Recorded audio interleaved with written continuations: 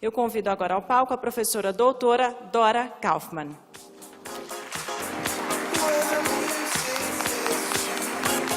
Bom dia a todos. Obrigada pelo convite. É uma responsabilidade abrir esse evento. Como pesquisadora acadêmica, eu acho que quando nós somos convidados para palestrar para um público como esse, acho que o primeiro desafio é condensar as informações, porque são anos de pesquisa sobre um determinado tema, e como é que a gente condensa isso e como é que a gente transmite de uma forma objetiva, porque é muito assunto, né? São temas extensos.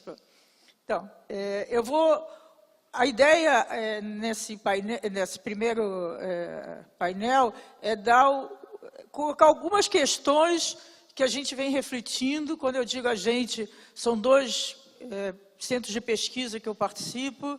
Um é o da USP, chamado Atopus, e um outro é chamado CRI, da COP do UFRJ. E em todos os dois desses centros de pesquisa, a gente vem discutindo já há alguns anos essas questões em volta quais são os impactos da digitalização, quais são os impactos das novas tecnologias digitais na sociedade em geral. Particularmente, o foco dos dois grupos que eu participo quais são os impactos na economia, nas empresas. Minha tese de doutorado foi sobre quais são as questões, o que acontece, o que vem acontecendo na relação, por exemplo, empresa-consumidor, a partir das novas tecnologias digitais. Então, algumas questões, as questões estão sendo sempre pesquisadas, então não tem nenhuma questão fechada, são, digamos, as nossas reflexões até esse momento. Quem quiser, seria ótimo que pudesse depois conversar, ou durante o debate, tivesse perguntas, porque o que a gente quer é enriquecer, né? Uma oportunidade de interação entre a área acadêmica e o mercado. Há muitos anos, aliás, está escrito isso nesse livro que foi mencionado, no início, está escrito que eu, particularmente, tenho uma crença. Eu trabalhei 35 anos no mercado e aí voltei para a academia recentemente, quer dizer, 5 anos atrás. Então, para mim, eu acho que, eu estou convencida que a forma de a gente avançar e para compreender a complexidade do mundo atual passa por uma colaboração entre a academia, entre a universidade e o mercado. Acho que a complexidade é tal que é muito difícil o mercado entender sozinho e a academia entender sozinha. Então, eu acho que essa interação é que eu busco. Esse livro que foi citado foi o resultado de uma parceria que a gente estabeleceu com 7 empresas de top, Google, Itaú, Grupo Abril, vários outros, Tecnisa, e a partir dessa interação, nós fomos discutindo todas as etapas do nosso processo de pesquisa. A gente pesquisava, se encontrava com as empresas, mais ou menos em 1 mês e meio, 2 meses, e discutia o que a gente tinha pesquisado, e aí a gente avançava para uma nova etapa. Foi um processo rico e, de fato, eu acho que fez uma diferença enorme do que quando a gente tem uma opção de a gente fica sozinho lá na universidade, tentando entender como é que o mercado funciona. Então, primeira coisa sobre economia colaborativa é um conceito muito amplo, né? Ao longo da minha apresentação, vou tentar mostrar isso. Primeiro porque colaboração, eu brinco sempre com meus alunos que, na verdade, sempre existiu, né? Adão e Eva com a serpente, com a maçã, porque a gente acredita em colaboração que transcende os seres humanos. Então, a colaboração já existia nos primórdios da civilização. Sempre existiu colaboração. Não existe sociedade, não existe mercado, não existe economia, não existe sociabilidade se não for colaborativa. Quer dizer, então, nós estamos, no nosso cotidiano, nós colaboramos todo o tempo. Com mais eficiência, com menos eficiência, mas tem sempre uma colaboração. Nós aqui todos estamos colaborando para esse seminário acontecer, por exemplo, né? Então, E a colaboração não é uma qualidade, digamos assim, ou um atributo, melhor dizendo, do ser humano, né? Então, na natureza, como ela colocou na abertura, citando uma parte do nosso livro, na natureza existem diversas experiências, diversas espécies que têm a colaboração intrínseca para a sobrevivência delas, né? Então, recentemente eu publiquei um artigo no Valor, que eu começo contando uma história dos morcegos, que a sobrevivência do morcego, os estudiosos dizem que 80% dos morcegos adultos sobrevivem, aliás, desculpe, 60%, através do compartilhamento, porque o morcego sai para buscar sangue, né, que ele se alimenta de sangue. E o morcego que não consegue, eles têm um ritual entre eles de aproximação, de que aí o que conseguiu o alimento, que é o sangue, entende que o outro não conseguiu, e ele se junta à boca, e ele passa parte do sangue para o outro, né? Então, são colaborações, assim. Existem dois estudiosos que eu admiro, é o Clay Shirky, que é da Universidade de Nova York, e o Ocean Benkler, que é da Universidade de Harvard, ele é um dos diretores do Centro de Pesquisa em Harvard, que eles estudam particularmente essa questão de colaboração. Então, o que eles defendem, a partir de várias pesquisas, estudos, publicações deles, é que se você cria um ambiente favorável, a tendência das pessoas é colaborar, né? Então, isso parece, para alguns de vocês pode parecer óbvio, mas isso se contrapõe a uma crença desenvolvida na economia, principalmente na economia, por economistas, de que a tendência das pessoas é visar o seu próprio benefício, né? Então, contra a ideia de altruísmo. Então, na verdade, o que eles têm vários, nas publicações deles, nos livros, tem vários exemplos de situações que foram feitas, que foram observadas e que foram provocadas, entre que você cria, e eu acho que cada um de vocês aqui deve ter tido essa experiência. A gente que trabalhou em empresa, ou que trabalha em empresa, se o ambiente é favorável na empresa, a tendência dos funcionários é se sentir mais à vontade, mais estimulado a participar, a colaborar. Então, a colaboração é isso, faz parte da vida em sociedade. É o contrário. Então, então é isso tudo que eu já falei, formação de alianças, né? A gente começou, também as pessoas, os mais antigos aqui, que são pouquíssimos, deve se lembrar que a partir mais ou menos da década de 1960, do século passado, começou um processo mais organizado de colaboração na cadeia produtiva, né? Então, hoje não existe nenhuma empresa que funcione sem ter algum nível de colaboração, de aliança estratégica, principalmente cada vez mais as maiores empresas, com seus fornecedores, com seus parceiros, mesmo algumas até com alguns concorrentes. Então, essa noção de colaboração dentro da economia, dentro das empresas, também não é nova, né? E ela faz parte da sobrevivência das empresas. As tecnologias, então, qual é o novo, digamos assim, né? A novidade, o novo, são as tecnologias digitais. Então, o advento das tecnologias digitais mudou a dimensão dessa colaboração. Ela introduziu alguns elementos. Um é que ela introduziu a possibilidade das pessoas, dos seres humanos, né, dos usuários da internet, digamos, da web, poderem colaborar. Então, isso é uma novidade. Ela extinguiu, de uma certa forma, a restrição em relação ao espaço e tempo. Porque hoje a gente pode colaborar com pessoas que não necessariamente estão no nosso lado, né? Então, a gente pode entrar numa rede colaborativa, a gente pode entrar numa plataforma, e a gente pode colaborar com pessoas que não estejam nem no nosso país, tanto enquanto indivíduo, quanto as nossas empresas. Uma empresa pode desenvolver uma colaboração com uma empresa que está em outro país, em outro continente. Então, essa superação do espaço-tempo também é uma novidade em relação às tecnologias digitais. Então, tem diversos, eu tenho que controlar mais ou menos o tempo meu, mas tem diversas formas de transformação, digamos assim, dessa colaboração que sempre já existiu, que faz parte da sociedade. Hoje, o que a gente está, e um dos que defendem essa ideia de que a gente vive uma economia híbrida é o Jeremy Rifkin, que é um economista americano, não sei se vocês conhecem, mas ele é bem reconhecido internacionalmente, ele faz parte de diversos projetos internacionais. Um dos focos dele, inclusive, é a produção de energia.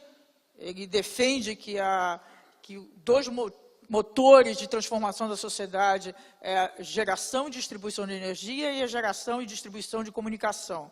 Então, ele vem trabalhando em principalmente alguns projetos pilotos na Europa para desenvolver energia e distribuir como a gente distribui hoje a informação através das redes. Então, os organizadores do evento me procuraram diversas vezes e demandando sobre estatísticas ou alguma informação de números sobre parte do que eu ia falar. Eu não tenho isso. Acho que tem muito pouca informação numérica, estatística, digamos, sobre o que está acontecendo. Então, por exemplo, a gente reconhece que existe uma economia híbrida hoje. O que quer dizer? Que é um modelo tradicional convivendo com o modelo novo. Mas qual é o percentual de geração de riqueza que provém desse modelo novo? As estatísticas que eu vi, os números que eu vi, para mim não são muito confiáveis, porque eu acho que é muito difícil hoje exatamente levantar as inúmeras experiências inovadoras que estão acontecendo no mundo e traduzir isso, qual o reflexo, o que é esse percentual em relação à geração de riqueza mundial, né? Mas, de qualquer jeito, o que importa para mim, pelo menos, eu quero transmitir os conceitos. Então, existe hoje o que a gente chama de uma economia híbrida, que é a convivência dos modelos tradicionais com os novos modelos. E, evidentemente, existe um impacto recíproco, né? Da mesma forma que esses modelos novos, mesmo extremamente inovadores, eles carregam atributos, experiências, conceitos da economia tradicional, porque ninguém veio de Marte, né? Pelo menos eu acho que aqui ninguém veio de Marte, então a gente traz toda essa experiência, mesmo quando a gente produz alguma coisa inovadora, e a economia tradicional está sofrendo impacto dessas inovações, porque, bom, aí a gente vai ver ao longo. Então, só a título, quer dizer, como eu disse no início, o tema da economia colaborativa é muito complexo, é muito amplo, qualquer coisa pode ser enquadrado, qualquer relação entre empresas, pessoas pode ser enquadrado, pode ser pensado, considerado como colaborativo. Então, é sempre difícil organizar para transmitir. Então, tudo isso que eu vou apresentar como de uma forma mais didática é absolutamente com esse propósito, de ser didático, transmitir uma ideia. Não tem nenhuma rigidez nessas classificações. Então, a economia colaborativa, a colaboração,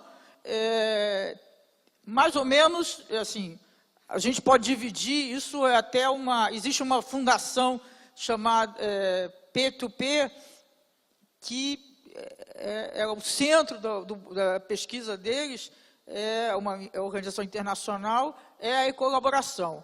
Então, eu gosto disso, que eles dividem a colaboração em dois grandes conjuntos. Então, a economia compartilhada e o crowdsourcing. E aí eu vou apresentar as linhas gerais desses dois blocos de colaboração, de modelos de colaboração dentro da economia hoje. Então,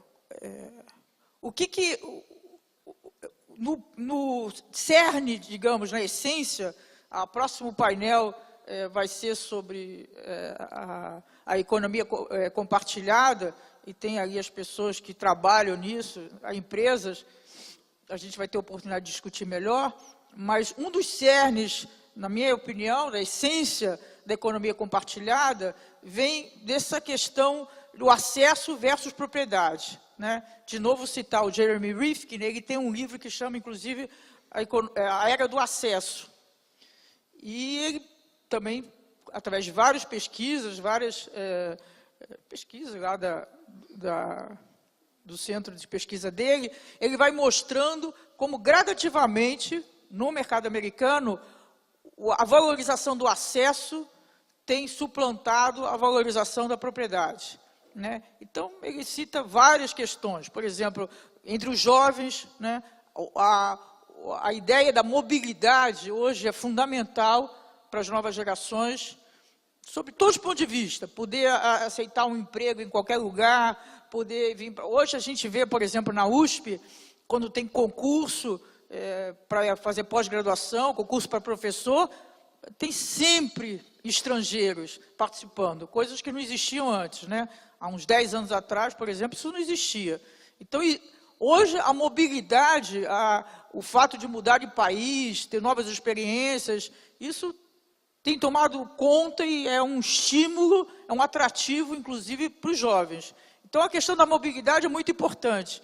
Então, se você preza a mobilidade, passa a ser mais interessante você ter acesso, né, você alugar um apartamento, por exemplo, em vez de comprar, você fazer um leasing.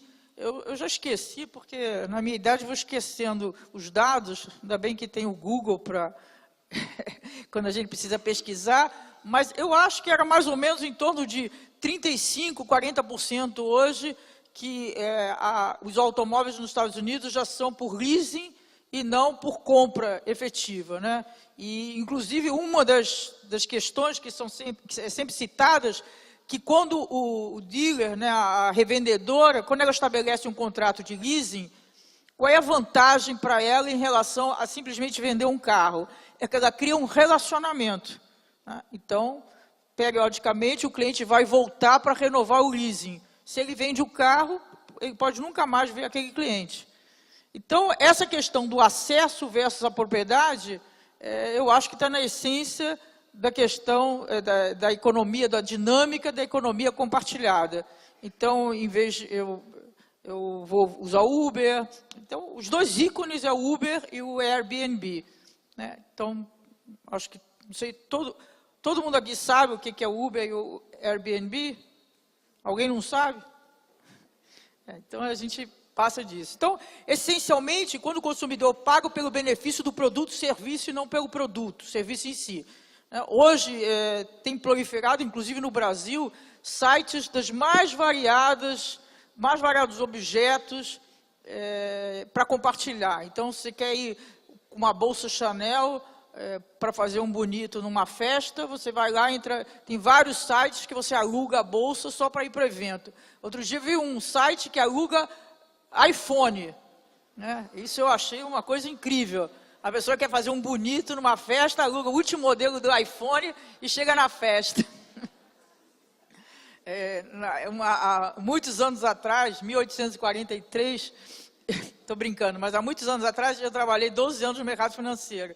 Então, na minha época, o chique, assim, o impacto, começava uma reunião, todo mundo colocava uma caneta Montblanc em cima da mesa, né? Então, isso era a demonstração do status. Eu gostava sempre de andar com a minha Bic. E aí eu botava a minha Bic, todo mundo botava as canetas Montblanc. Hoje são os celulares, né? Começa a reunião, todo mundo põe o celular, e qual o celular mais bonito? Aí criou-se um site que você pode alugar para ir para uma reunião com o último modelo de um telefone e fazer o bonito. Então, existem sites que alugam o que a gente quiser. Então, por um lado, quem tem o objeto pode rentabilizar aquele objeto, né, que ele aluga, ele não vai usar o tempo inteiro, e, por outro lado, quem não tem pode utilizar. E aí, esses dois ícones hoje eles já têm uma importância enorme do ponto de vista de geração de receita, o Uber e o Airbnb. Bom, aí o segundo ponto, porque eu quero focar mais na conversa de hoje sobre com as empresas, né? As empresas que eu acho que é o universo de vocês. Então, o que significa crowdsourcing? Todo mundo já ouviu falar nessa palavra crowdsourcing, nessa expressão? Já, né? Então, ele foi proposto em 2006, né, pelo Jeff Horner, que é o editor da revista Wired, só acho que todo mundo sabe, ou se não sabe, também tem no Google. Mas o que eu queria ressaltar? A própria palavra, a tradução do inglês, a própria palavra é um grande número de indivíduos, né? Então é o crowd, é a multidão. Crowd é a multidão. Então, o que caracteriza o crowdsourcing é o acesso à multidão. A multidão tem o acesso, né? Então, isso significa que você tem que ter uma plataforma, significa um site, uma plataforma aberto. Se ele não for aberto, ele não dá acesso à multidão.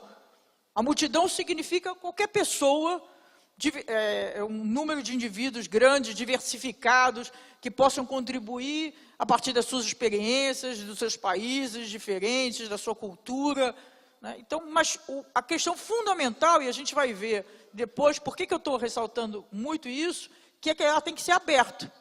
Então, quando nós fizemos a pesquisa que saiu desse livro, nós fomos buscar, do universo que a gente pesquisou, por uma metodologia que a gente separou 45 empresas, aí começaram a pesquisar e todas elas diziam, as 45, que tinham plataformas colaborativas.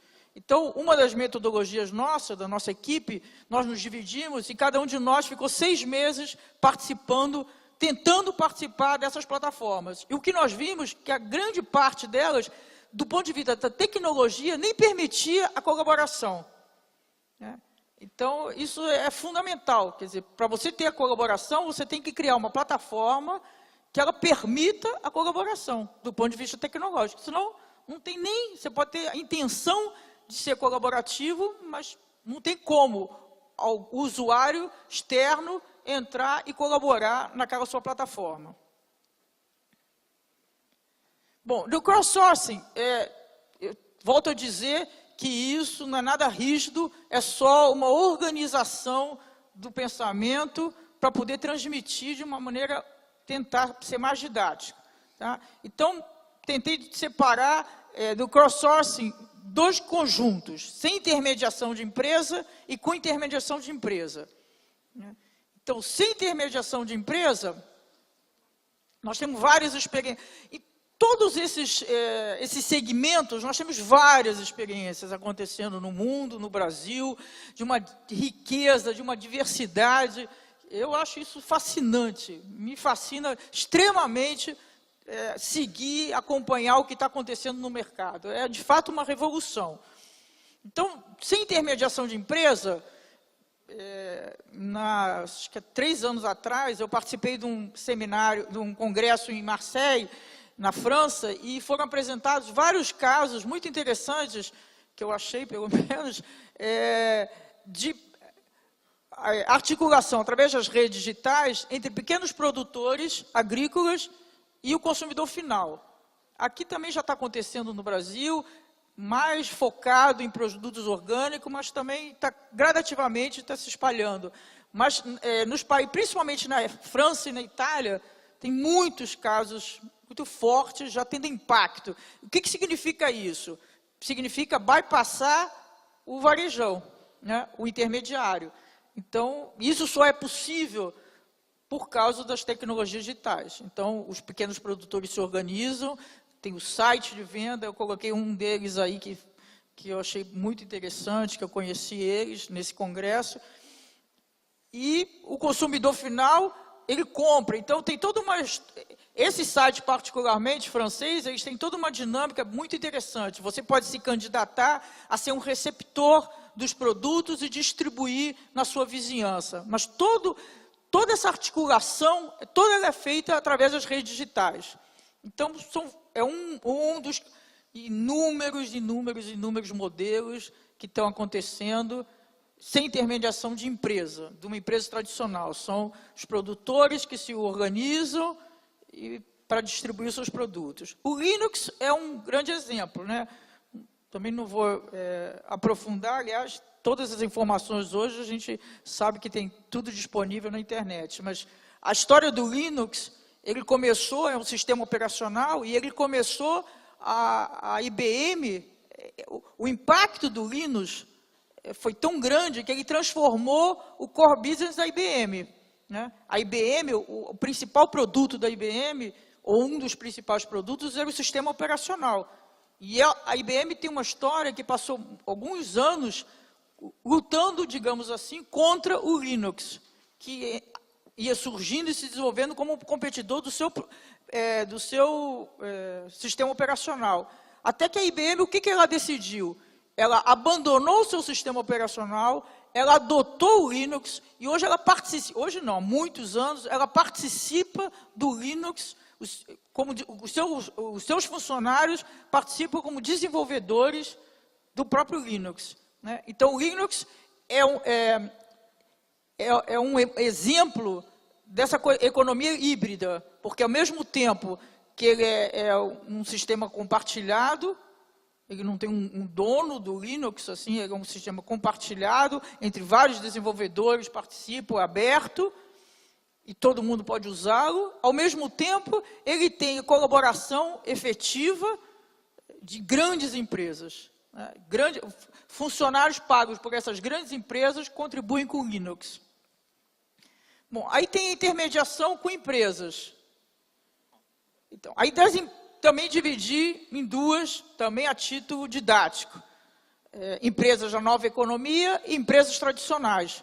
Porque eu acho que funciona muito diferente. Né? Às vezes, não sei se é o caso de vocês, mas eu já vi situações que as pessoas tendem até a pensar que o Facebook, esquece de pensar que o Facebook é uma empresa, né? Assim como o Airbnb é uma empresa, assim como o Uber é uma empresa, todos eles visam lucro, né? Como qualquer empresa. Então, existe uma diferença, uma empresa constituída na nova economia e uma empresa tradicional não é nas questões básicas do que define uma empresa, é no seu modelo de negócio. Né? A grande diferença é no seu modelo de negócio. Mas todas essas, sendo empresa nova ou empresa tradicional, todas elas participam do sistema, digamos, capitalista, e que o foco é lucro. Então, é uma empresa, elas têm o controle, elas têm as regras, elas têm os propósitos, né? Então, mas os modelos de negócio que são bastante diferentes. Então, empresas da nova economia, também, como eu falei, sobre todos os segmentos, tem também milhões de exemplos. Né? Então, eu coloquei aqui, não sei se você conhece, é camiseteria.com, que é uma das primeiras, ou que começou a surgir no Brasil, é o exemplo, assim como no Amazon. A Amazon é uma empresa do modelo, já criado chamada Nova Economia, e ela tem, por exemplo, o programa de afiliados, que ela compartilha, que é muito importante, é uma dinâmica muito importante para o sucesso da Amazon, que é o compartilhamento. Então, se você tem um site, você pode vender no seu site o produto da Amazon. Então, aí com isso, óbvio, você ganha uma parte das vendas. Então, com isso, ela diversifica, ela distribui de uma forma muito maior, muito mais abrangente os seus produtos. Né? E você que entra no site de qualquer lugar que você compra um produto, você nem sabe que quem faz toda a infraestrutura, quem faz toda a distribuição, o trabalho, depois que você compra, é a Amazon, e você não fica nem sabendo. Então, tem também diversos modelos, eu fico preocupado com o tempo, mas diversos modelos que estão sendo desenvolvidos com base em empresas, com base na nova economia, que tem uma empresa. Então, de novo, ao mesmo tempo, para a gente não ser rígido, ao mesmo tempo que o Uber e o Airbnb, por exemplo, são ícones da economia compartilhada, eu acho que é absolutamente válido a gente colocá-los aqui e dizer, eles representam modelos da nova economia e eles usam de crowdsourcing porque as pessoas participam das suas estruturas. Aí, nas empresas tradicionais, que eu acho que é esse que é quanto tempo que eu tenho? Alguém está... aqui que acaba, tá. Então, nas empresas tradicionais, eu tentei colocar algumas vantagens e riscos associados, porque qual é a questão? A questão, na empresa tradicional, quem aqui é de empresa? Levanta o braço. Todo mundo, né? 100%. Então, vocês vão saber o que eu estou falando. Quer dizer, o que acontece quando a gente fez essa pesquisa que gerou o livro e que a gente constatou que desse universo que a gente já tinha selecionado, as 45 empresas, na verdade, nós achamos uns 4, mais ou menos, exemplos reais de colaboração do ponto de vista nosso, como a gente estava definindo colaboração, que é aberto, o usuário, transparente, sobre os propósitos daquela colaboração. Tem toda uma definição do que é colaboração do nosso ponto de vista. E quando nós encontramos só uns 4 exemplos, comecei a pensar, e aí deu origem ao tema central da minha tese de doutorado, que é exatamente o que acontecia, por que me chamou a atenção, por que as 45 empresas, os executivos diziam que eles tinham plataforma colaborativa com os consumidores, e a gente não encontrou isso. Estavam mentindo? Claro que não era isso, não era tão simples assim. Eles acreditavam que tinham. E por que não funcionava? Por que é tão difícil estabelecer uma plataforma colaborativa aberta para as empresas tradicionais? Bom, como eu disse, o centro do que eu defendi na minha tese é que eu acho que existe um antagonismo, eu acho que, de fato, não tem como a empresa tradicional, a empresa como a gente entende empresa, né, que foi criada na Revolução Industrial e que todo o processo de flexibilização que passou ao longo das últimas décadas, ela preserva a sua essência. Qual é a essência de uma empresa como de uma instituição, qualquer organização? Ela tem controle, ela tem hierarquia, né? Esse controle vem a partir de regras. Então, ela é isso que é uma empresa. Ela pode ser, um dos nossos patrocinadores e parceiros nessa pesquisa foi o Google, é da nova economia. Então, o Google tem um sistema interno extremamente colaborativo, mas externamente ele não tem a colaboração aberta. Nós tivemos muita discussão com eles ao longo do processo da pesquisa, exatamente sobre isso. Eles nos indicavam, por exemplo, uma plataforma, essa plataforma é colaborativa. Aí a gente ia lá, essa foi mais difícil, porque o assunto é tecnologia, que é um assunto que é difícil para a gente acompanhar, mas a gente chamou pessoas de tecnologia para tentar acompanhar, e vimos que nessas plataformas, o Google disponibiliza para os desenvolvedores de mercado, mas vimos que praticamente não tinha nenhum impacto nos negócios, no desenvolvimento dos produtos do próprio Google, né? Era muito mais criar espaços para que as pessoas, os desenvolvedores se encontrassem e não tinha uma participação e nem um aproveitamento, digamos assim, pelo próprio Google do que estava sendo discutido ali. Então, nós fomos pesquisando. Então, como é que essa dificuldade que eu comecei a chamar de antagonismo, como é que um ser, né, vamos considerar uma empresa como um ser, como é que um ser controlado, com regras, pode conviver no ambiente das redes digitais, que é não controle, que é descentralizado, e não controle, eu não estou entrando no mérito de outras discussões sobre controle, sobre vigilância,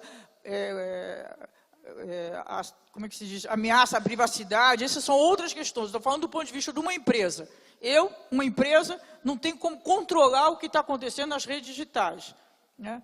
Então, o case que eu analisei, por exemplo, na tese, que é o case empírico, né, que eu analisei, foi durante 8 meses, eu fiz análise sobre a contaminação do sucadês. Lembra disso? Então, foi a maior crise da Unilever, de 85 anos no Brasil, porque, de fato, 14 consumidores foram impactados, né, a sua saúde. E é muito interessante, eu tive a oportunidade de, durante o processo, ir discutindo tudo que eu estava vendo nas redes, eu montei mapas, cartografias, eu comprei 45 mil tweets do Twitter, do mês que tinha, e analisamos todos esses 45 mil tweets, analisamos todos os posts de um mês no Facebook, e ao mesmo tempo discutindo com quem coordenava esse processo dentro da Unilever. E é interessante, porque a partir do momento que se estabeleceu a crise, qual foi a primeira coisa que a Unilever fez? Convocou o seu comitê de crise. Está errado? Não, está certíssimo, é isso mesmo, convocou o seu comitê de crise. Só que a partir do momento que convoca o comitê de crise, engessa a empresa.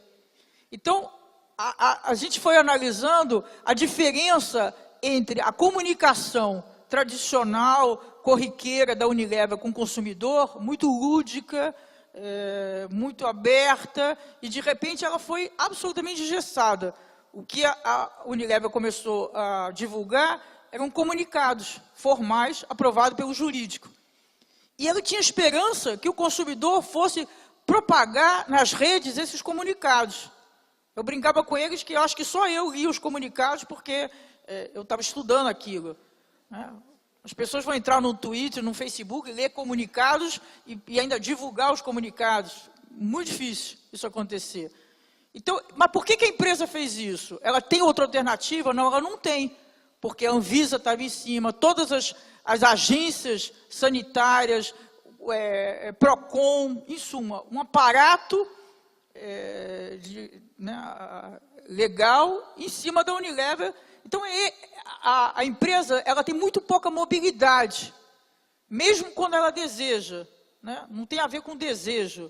Na academia, por isso que eu acho que tem que ter, eu sempre defendo essa interação entre mercado e academia, porque na academia, nos congressos da academia, quando se discute essas questões, em geral, o pesquisador diz, bom, as empresas não estão entendendo, como se fosse só uma questão de entender. Chega lá, explica para a empresa, legal, agora entendi, está tudo resolvido. Não é, é muito mais complexo a questão. É como é que você transita no ambiente flexível, sem regras, descentralizado, você que é controlado, centralizado, né? Então, é essa questão que, para mim, é o antagonismo. Eu acho, assim, já me perguntaram, eu não gosto de prever futuro, eu não acredito nessas coisas, eu acho que não tenho, quando a gente chega no futuro, né, quando a gente já está vivendo o que era futuro ontem, a gente repara que o que foi previsto não acontece.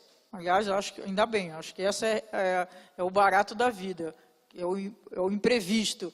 Mas eu acho que existe uma tendência, em algum momento, sei lá quanto, de transformação da forma de geração de valor na sociedade.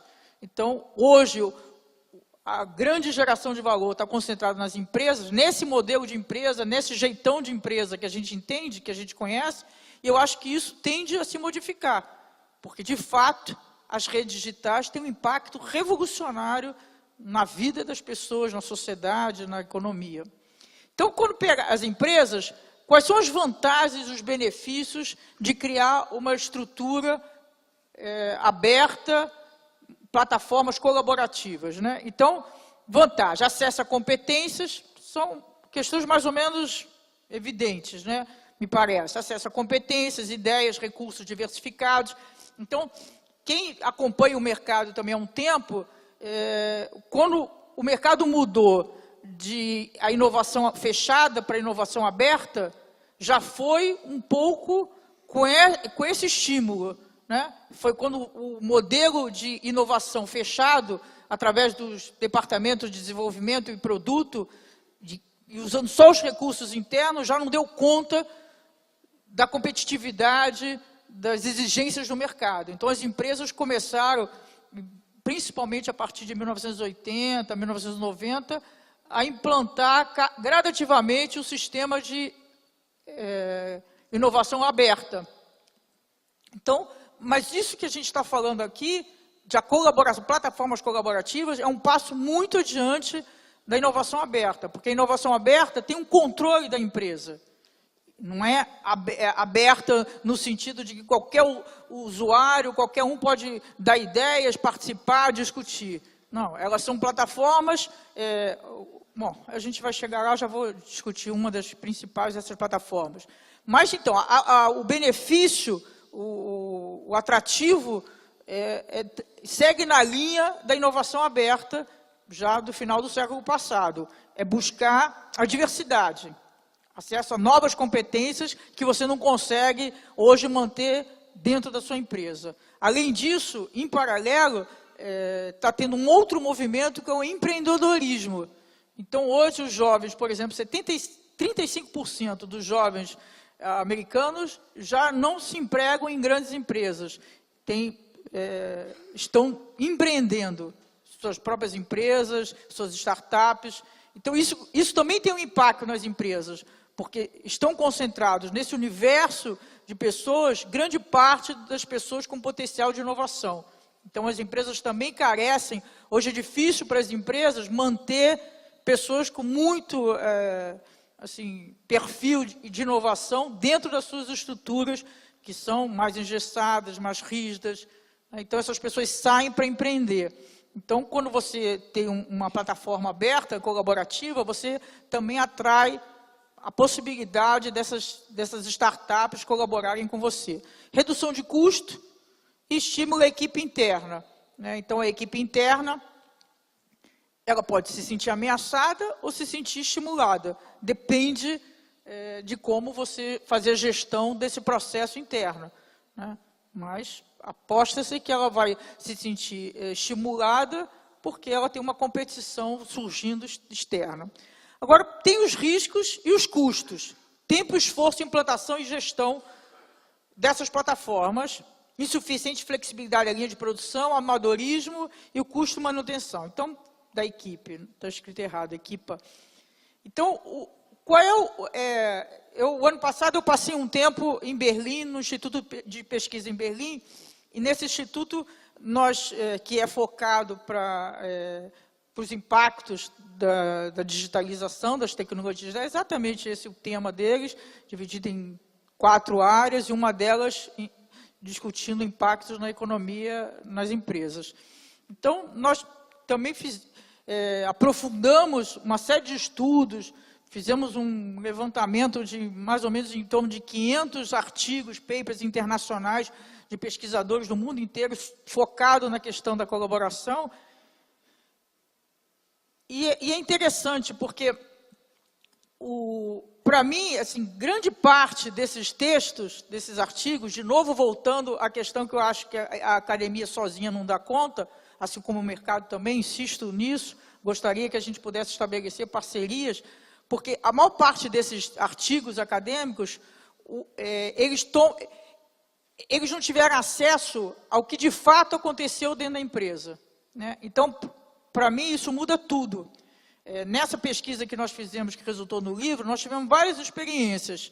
Experiências das empresas dizerem, não, tem uma empresa muito importante, muito grande, multinacional, que a gente pesquisou, e aí eles, eles tinham de fato uma plataforma colaborativa, as pessoas, o usuário davam ideias, e aparecia lá que eles utilizavam as ideias. Aí nós fomos pesquisando internamente, porque em paralelo a gente participar da plataforma, o que a gente fazia? A gente também conversava, as chamadas entrevistas qualificadas dentro da empresa. Então nós insistimos muito, 3, 4 reuniões, mas como é que foi o processo de absorver essas ideias externas que vieram da plataforma, de usuários amadores, que somos amadores, quando participamos de uma plataforma dessa, em geral, como é que foi o processo de assimilar essas ideias? Bom, depois da 5ª, 6ª reunião, aí a área responsável nos contou, a gente qualifica e a gente encaminha para cada uma das áreas afins as ideias pertinentes àquela área. Aí a gente pediu para conversar com cada uma dessas áreas. Bom, depois da quinta, sexta reunião, acabou que, bom, na verdade, a gente descobriu que nunca usaram ideia nenhuma. Era uma ação de marketing, né? Então, isso foi acontecendo em várias oportunidades. Então, a gente vai ir forçando a barra no bom sentido para descobrir o que de fato acontece. Por quê? Porque na minha cabeça, no meu pensamento, e vocês que são de empresa, acho que vão concordar, como é que a gente consegue pensar que isso acontece? Primeiro, você faz uma plataforma. Quando você faz uma plataforma, para você selecionar quais são as ideias que vêm do público em geral, né, do usuário, de qualquer um que entrou na sua plataforma, para você selecionar as ideias, já não pode ser uma equipe qualquer, certo? Não pode ser trainee, não pode ser estagiário. Tem que ser pessoas com algum nível de senioridade dentro da empresa que sejam capazes de detectar que aquela ideia ou aquela sugestão tem a ver, que tenham alguma noção do custo de implantação, de desenvolvimento e implantação daquela ideia. Em suma, alguém que conheça o core business, o negócio da empresa. Aí alguém consegue imaginar que pessoas com esse nível de senioridade vão ter como sua função, o seu job dentro da empresa, ficar analisando essas plataformas? Eu duvido. Pode até ser que exista. Eu nunca encontrei numa empresa e acho difícil. Acho difícil, tanto do ponto de vista da empresa, porque seria um custo muito grande pagar uma equipe dessa, de alto nível, quanto a própria pessoa sênior. Quem que tem um nível de senioridade, conhece profundamente o negócio da sua empresa, que vai querer ter como função ficar acessando a plataforma, interagindo com o consumidor, com as ideias, né? Então, é difícil imaginar isso. Depois, a gente tem uma rigidez na linha de produção, por mais flexível que seja. Não sei se vocês se lembram também, acho que em 2012, foi quando a gente começou a tal da pesquisa, que teve aquele biscoito da Pepsi, esqueci o nome, que fez uma ação de colaboração em relação a sabor, né? Então, colocou para o mercado, abertamente, numa ação para as pessoas, os usuários, o consumidor escolher os sabores que iam ser produzidos daquele biscoito, né? Então, teve um sabor, isso eles que nos contaram, teve um sabor que era novo, que foi escolhido pelos consumidores, entre acho que eram 3 ou 5 os principais sabores, e que demorou 1 mês e meio para modificar a linha de produção para produzir aquele sabor. Então, para mim foi um dado muito significativo, porque era só o sabor, não era nem o produto. Um sabor, que é alguma coisa artificial, que você adiciona, e demorou 1 mês e meio para fazer essa adaptação. Então, por mais flexível que seja a cadeia produtiva, a linha de produção, ela tem não dá para modificar a cada ideia, né? Então, eu fiquei pensando e fico pensando ainda, como é que essas ideias,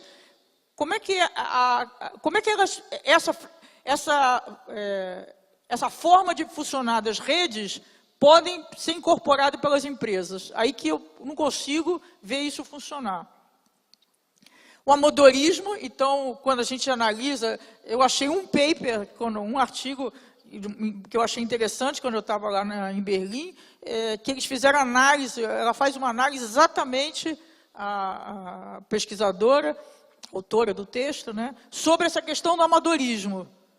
Então, o consumidor que participa da plataforma, ele é amador. Então, quando ele é amador, ele sugere qualquer coisa, né, que não tem nenhum conhecimento, ele sugere o que ele quer, na verdade, evidente, é o desejo dele, ele quer que aquele produto seja aquilo. Bom, e o custo de manutenção, já falei. Então, vou pegar 3 exemplos, modelos de plataforma colaborativas. Também, só para organizar o pensamento, tem mais ou menos 3 grandes modelos. Sob controle da empresa, então uma plataforma criada pela empresa, ela é a dona, ela que define todas as regras e ela que faz a gestão.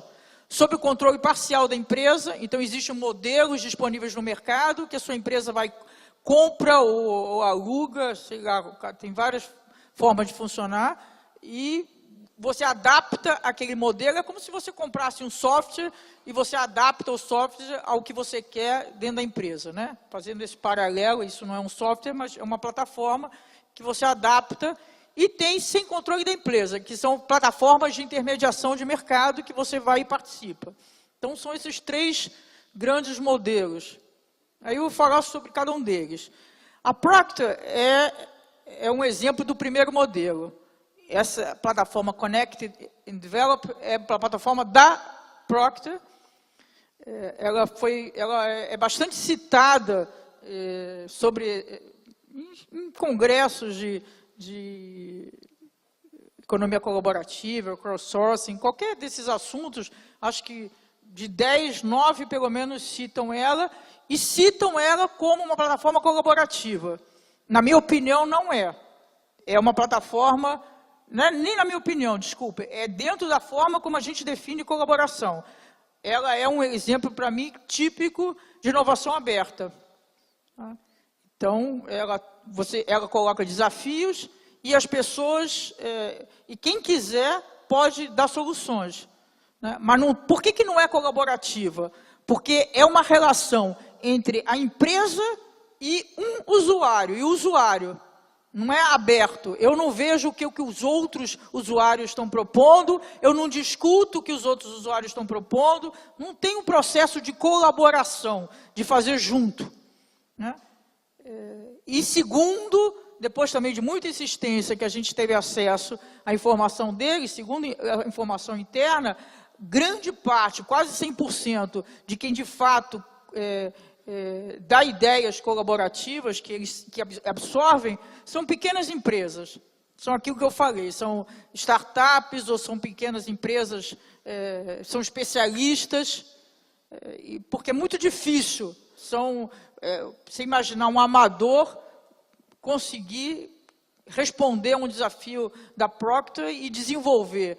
E a maior parte das vezes, eles só sentam para conversar se tiver registro da patente.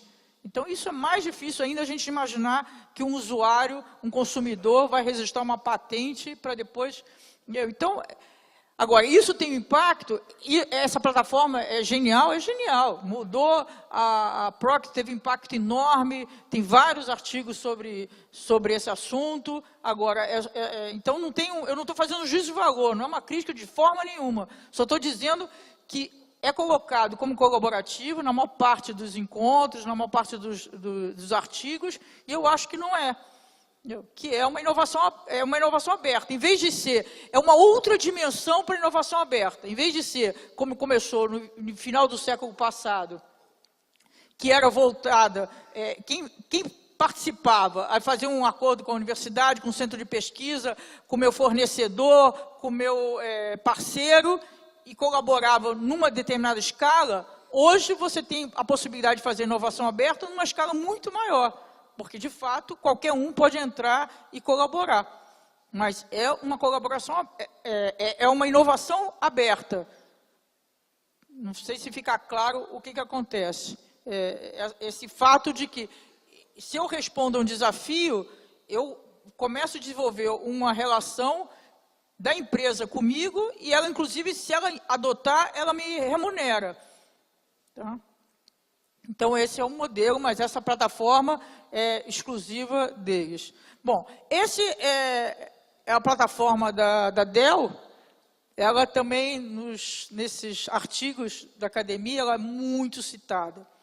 Então, na plataforma, ela tem, a última vez que eu entrei, ela tinha lá, dizendo que quase 600 ideias foram aproveitadas. Né? Então, tem todo um sistema, é interessante entrar, eu entrei, fiquei um tempo dentro dessa plataforma para conhecê-la, e é um sistema, porque não só o usuário dá a ideia, como os outros usuários votam nas melhores ideias.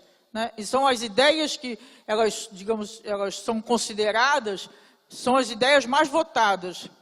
Então, eles dão a informação que quase 600 ideias foram absorvidas. E, nos artigos acadêmicos, as pessoas usam esse dado para confirmar a produtividade, a eficiência dessa plataforma. Eu, de novo, nunca tive a oportunidade de discutir e saber abertamente com a Dell como é que funciona essa plataforma. De fato, tenho uma curiosidade enorme, mas, de novo, eu tenho dúvida. O que foram essas 600 e como elas foram absorvidas? Na minha visão, volto a dizer, eu não tenho compromisso só com as coisas que eu pesquiso, com os meus 2 centros de pesquisa, com as pessoas que são meus parceiros na pesquisa. A semana que vem, se me mostrarem diferente, eu mudo totalmente as minhas ideias. Estou aqui para evoluir. Mas do que eu vi, do que eu vivenciei nessa... Alguém já entrou nessa plataforma? Não agora. Aí não vale, você acabou de entrar. Mas eu passei um tempo nessa plataforma. O que eu vi nessa plataforma me parece muito mais uma pesquisa de opinião sofisticada, online, do que ideias para desenvolver junto novos produtos. Entendeu? Porque é isso. Eu acho que as empresas, quando criam essas plataformas, dadas as dificuldades, e quando elas criam, elas têm um potencial de pesquisa de opinião enorme. Porque lá o consumidor está dizendo o que ele gostou, o que ele não gostou, o que ele quer que seja, o que ele pretende para o produto tal, qual foi a restrição, a limitação. Então, você tem permanentemente uma pesquisa de opinião. Então, acho que é muito mais isso, quando eles dizem, 600 são ideias, não for, não, nessa plataforma da Dell não tem remuneração, né, ninguém é remunerado. Então, o consumidor, o usuário está trabalhando de graça para a empresa. Eu acho que também isso é uma questão que começa a ser questionada. Em algum momento também as pessoas, o consumidor, em geral, nós, né, todos, nós estamos muito fascinados com todas essas plataformas, a possibilidade de participar, de dar ideia. Mas eu acho que isso também tende, em algum momento, as pessoas vão pensar, poxa, eu estou dando ideia, não tem remuneração, a empresa faz dinheiro sobre as minhas ideias, mas eu não sei como é que essas ideias, eu acho que é isso, que são ideias como são de pesquisa de opinião. Quem aqui já, né, a famosa pesquisa de opinião Qualy, então você faz lá o focus grupo, as pessoas discutem e depois a empresa usa aquelas ideias. A essência, claro que a dinâmica é totalmente diferente, mas a essência... Na minha visão, pelo que eu vi, porque eu vivi dentro dessa plataforma, é uma coisa parecida. Né? Então, só que numa dimensão muito maior. O que muda é a dimensão e a dinâmica do funcionamento. Mas a essência, eu estou lá pegando ideias que eu vou... É diferente de você dizer que os produtos foram desenvolvidos com o usuário da plataforma. É essa mensagem que as empresas que têm plataforma tendem a passar, que eu questiono, que eu não vi isso acontecer. E volto a dizer, não acho que é porque a empresa está errando, é porque eu acho que é incompatível. Não tem como não tem como, de repente, uma empresa tradicional, uma empresa criada com todos os seus mecanismos internos, de repente, ela se abrir e começar a desenvolver. Eu me lembro que quando a gente também fez a pesquisa, uma das grandes questões que surgiram entre todas as empresas que a gente estava conversando, é a questão da concorrência. Elas falavam para a gente, mas como é que a gente pode abrir o que a gente está fazendo, abrir a discussão numa plataforma aberta e a concorrência? Que a concorrência vai participar da plataforma, evidente. Como é que a gente faz? Quer dizer, então, tinha até essa questão, como é que você é transparente para poder o consumidor, o usuário das suas plataformas participarem de forma transparente, e, ao mesmo tempo, você se defender da concorrência.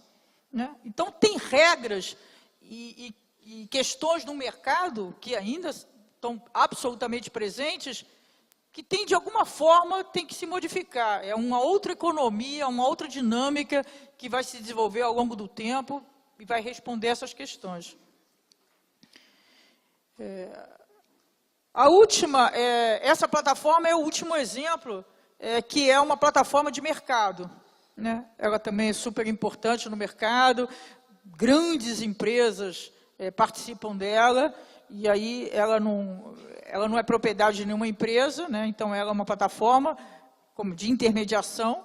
Então você vai lá como empresa, e aí você entra e participa, e está aberto a qualquer usuário, em tese a qualquer usuário. Então você põe lá sua questão, seu desafio, como eles chamam, em geral, e quem responder vai ser remunerado, vai desenvolver com elas. Então,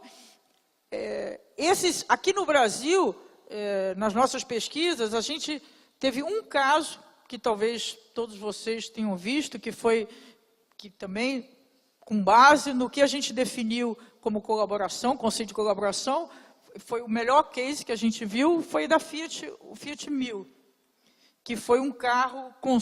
Quem aqui não conhece esse case? Todo mundo conhece? Não, alguns não conhecem. Então, foi um caso, eu não sei se vocês sabem como funciona a indústria automobilística, mas, assim como na moda também, né, os desfiles de moda, o que a gente vê desfilando não é o que é comercial, o que vai para as lojas ser vendido. O que tem nos desfiles de moda? Ele te transmite a tendência, qual é o jeitão daquela coleção. Na indústria automobilística tem o chamado carro conceito.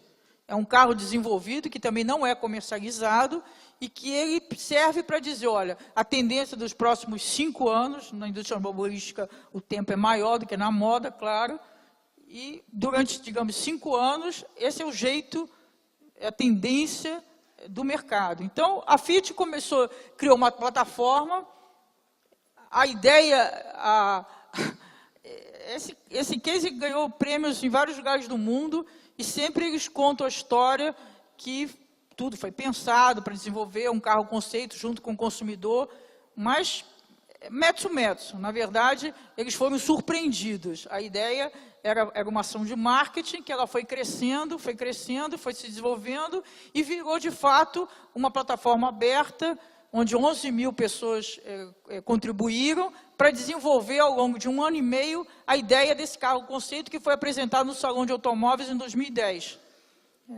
E o carro conceito, inclusive, ele não foi... Bom, tem várias informações, na verdade é difícil porque a gente teve acesso a várias informações, parte delas confidenciais, mas o fato é que o processo foi tomando um jeito e um rumo que não foi o previsto.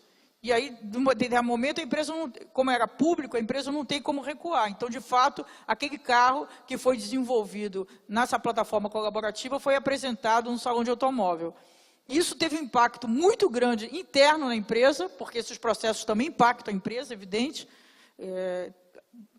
Todos os fluxos, os processos internos foram modificados, as áreas, as relações entre as áreas, as pessoas. Eu conversei, entrevistei pessoas de várias áreas dentro da Fiat no ano seguinte, e todas elas, assim, até pessoalmente impactadas. Mas foi muito difícil para a Fiat, isso não significou que teve uma transformação radical na Fiat. A gente não viu depois outros produtos sendo desenvolvidos. O que tem é um site da Fiat muito interativo, onde as pessoas podem montar, a partir dos elementos que eles dão, os carros que você quer, e já chega na concessionária com uma Xerox, impresso o carro que você quer, dentro daquele modelo, tem test drive, tem uma série de experiências. Mas isso é diferente de desenvolver um produto junto, porque é de fato complicado. Para mim, eu não consigo imaginar como é que isso aconteça, né? Então, poucos outros exemplos, como esse do sabor, como é que é? Ruffles, que era o biscoito. O biscoito não, o salgadinho. E teve um outro case mais, mas sempre o que a gente verificava, tirando esse da Fiat, os outros muito de uma ação de marketing, né? Sempre um incentivo de marketing, de construção de marca, por 2 razões. Essas plataformas que a gente vê sendo desenvolvidas, sendo implantadas por empresas tradicionais, tem, em geral, não tem regra nem dogma, mas em geral, tem 2 grandes motivações. Uma é o que se chama branding, que é a construção de marca.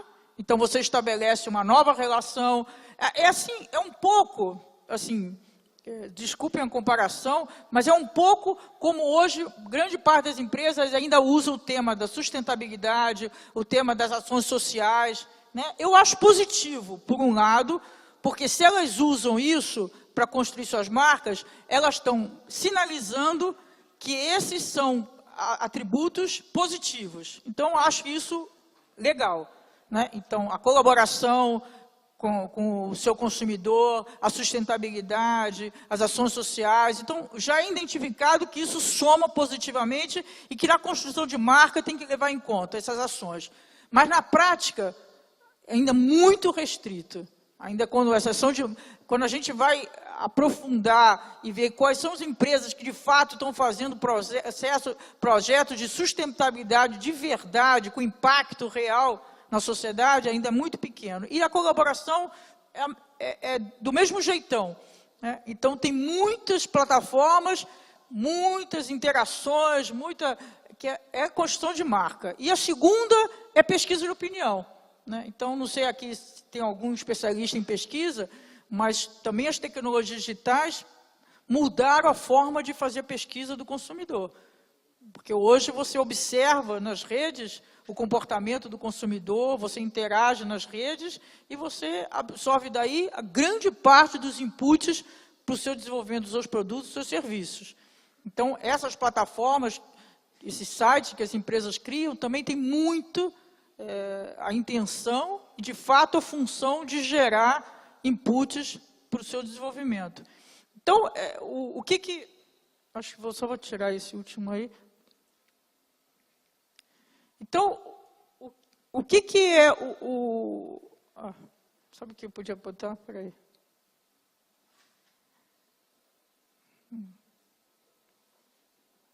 É esse. Vai ficar bonitinho o quadro. Então, a mensagem, digamos assim, que eu gostaria de, para finalizar, passar é que existe, a colaboração sempre existiu. 2, não é restrito aos seres humanos, muito pelo contrário, na natureza, os animais, todos os seres vivos, de alguma forma, até as plantas, colaboram. 3, as tecnologias digitais mudaram a dimensão, a dinâmica, em suma, um impacto tremendo no que já era uma atividade, digamos, uma prática ligado à sociedade, desde os seus primórdios, que era a colaboração. Mudou, deu uma outra dinâmica. 4, existe dentro da economia colaborativa, a economia colaborativa não é um segmento, né? Não é, eu me lembro que há uns anos atrás, olha, não tem tanto não, hein? Acho que há 7 anos atrás, 8, nós estávamos com uma reunião com uma empresa que alguém perguntou assim, a verdade, o que vocês acham, era para a gente, né, nossa equipe, vocês acham que a internet é um nicho